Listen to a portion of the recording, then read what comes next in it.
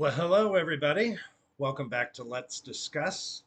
Hey, there's a topic I thought we really should discuss today. And it comes from two different places. One is I had a great conversation with my eldest child yesterday about this topic. They have a different political point of view than I do, but as I've said in all these videos, it's so important for us to actually sit and discuss our point of view and to do it in a civil way and explain the way we feel about things and really look at the facts versus only emotion. And we had a really good conversation yesterday and agreed on a lot of different things. So I kind of want to touch on some of those. And then the other reason why I want to bring this particular topic up is the fact there's a lot of it in the news. There's been a lot of conversation around free speech in the news lately, but it really culminated the other day when we saw in action the difference between what we look at as free speech and what's happening in the EU right now. Many of you may have seen recently that the CEO of Telegram landed in France and was arrested on the tarmac. He was arrested because Telegram will not police and censor its users around topics or issues that the EU deems to be inappropriate or wrong. They actually allow their members, subscribers, to speak freely. Um, and I thought it would look to preface this. I'm going to read to you the First Amendment. Okay, it's our Constitution, it's the law of the land. The First Amendment reads, Congress shall make no law respecting respecting an establishment of religion or prohibiting the free exercise thereof or abridging the freedom of speech or the press or the right of people to peacefully assemble and to petition the government for a redress of grievances. Basically, it says that in the United States, we have the right to speak our mind. We have the right to state our opinion. Now, what you did not read in there was that we have the right to harass someone. We don't have the right to do violence to someone or their property, but we certainly have the right to speak our mind. And so much today, whether it's the woke situation or the press coming down on candidates that speak their mind or say things about other candidates, um, you know,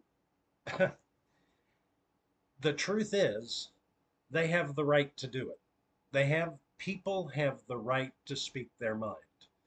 And unless you are prohibiting me from exercising my free rights to speak my mind or to live my life the way that I choose to live it, um, you have the right to say whatever you want to say. I say this because there are two things that I think are vitally important for us to think about. There's so much press and there's so much coverage um, of the Palestinian riots right now, or the Hamas supporters that are having all of these rallies against Israel.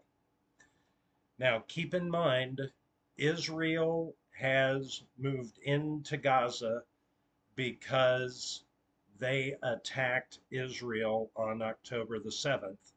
They killed, they raped, they kidnapped innocent civilians, and Israel retaliated.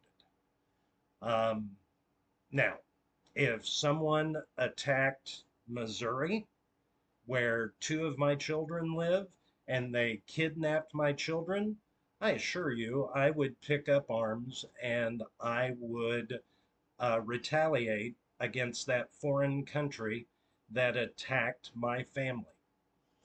Um, and so I absolutely, personally, do not agree with the people that are calling Israel and the Jews genocidal and, you know, murderous and all the horrible things that they are saying about Israel. I do not agree with it.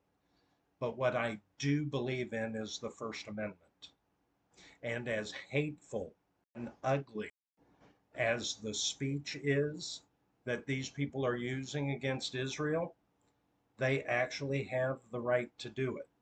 Now, they don't have the right to block students from being able to go to school.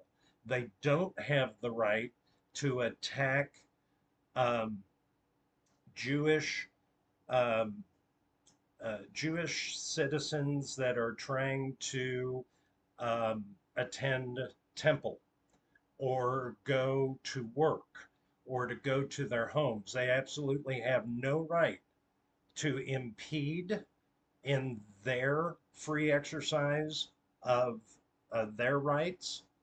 They have no right to uh, block people from, uh, being able to go to work, being able to walk down the street.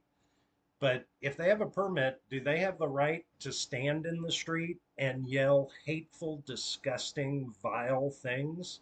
Yes, they do. And my personal opinion is that we should pray for them, that the hate and the anger and the vitriol in their hearts, the darkness in their hearts, um, goes away, and that they find a way to live in peace with the rest of humanity and society.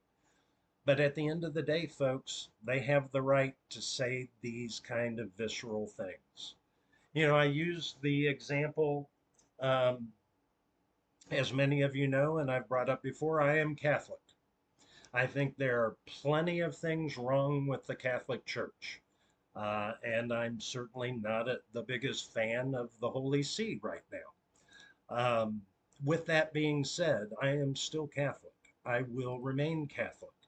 And I go onto social media and I see people, even people that I know and that I'm, friends with on social media, say the most vile, cruel, hateful, disgusting things about my church.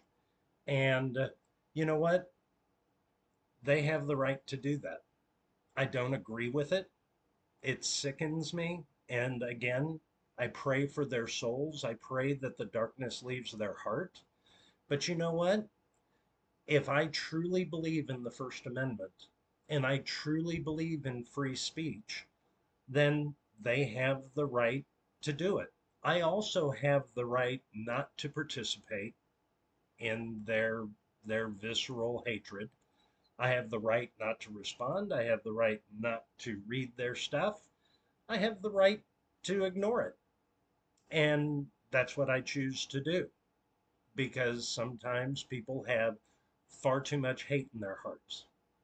And you really can't discuss some things with some people.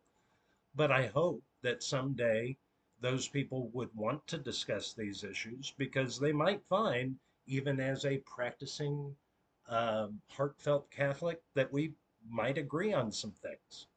And then we're probably not going to agree on some things. It's okay. In a free society, we have the right to state our opinion. What what we have to, as voting citizens of the United States, what we have to do is be extremely careful of the people that we vote for. because the government has absolutely no right, per the First Amendment, per the Constitution of the United States. The United States government has absolutely no right to tell me what I can say and what I believe. We saw that during COVID, where the government pressured social media platforms to take down posts about vaccines, about alternative treatment. They called it fake news. And then we all found out the truth. And that was one, it wasn't fake news. And two, they're now coming clean. Zuckerberg's coming clean right now in the fact that the government pressured Facebook to take those posts down and to police what was being said in what is supposed to be an open forum. What is supposed to be a forum where you have free speech, the rights that our government is supposed to give us. So look at the people that you vote for in November. Look at the people that are running for office. Are they telling you that they're going to allow you to speak freely? Have they shown in their actions whether or not they will allow you to speak freely?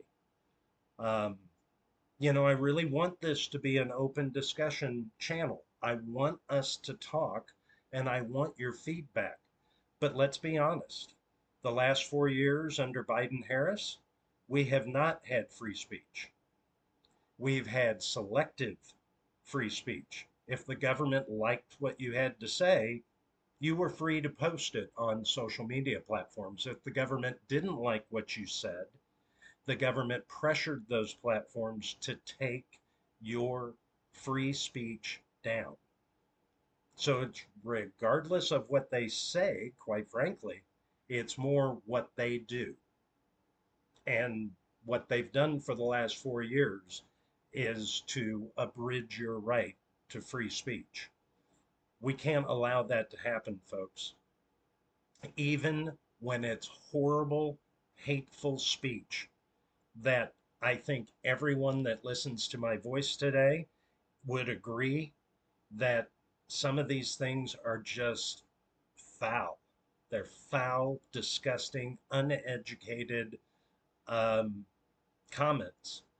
But the people that make them in a free society have the right to do it. They have the right to do it. And we have the right not to participate in their uh, in their hateful attacks. Don't you you have the right. You use that right not to participate in the hate speech. Don't be the person that uses hate speech. Don't be the person that tries to argue with hate speech. Um, and don't be the person that votes for someone that would take your free speech away. Because today, or in the last 4 years, it's been COVID. It's been comments about Hunter Biden's laptop, okay, that had to be taken down because the government pressured social media to take it away. Today it's that. Tomorrow it's your right to say that you love God.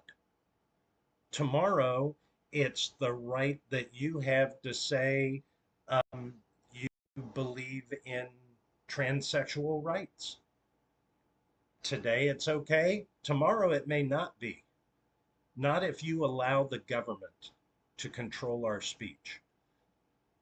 So again, we had a great example of what happens in a quote unquote free society like the European Union, where people are arrested and jailed for not suppressing free speech. Don't let that happen here, folks. Get out and vote in November and do not allow your First Amendment rights to be taken away from you. They've already started doing it, and it will only get worse. Keep the government out of our lives. Allow us to live freely.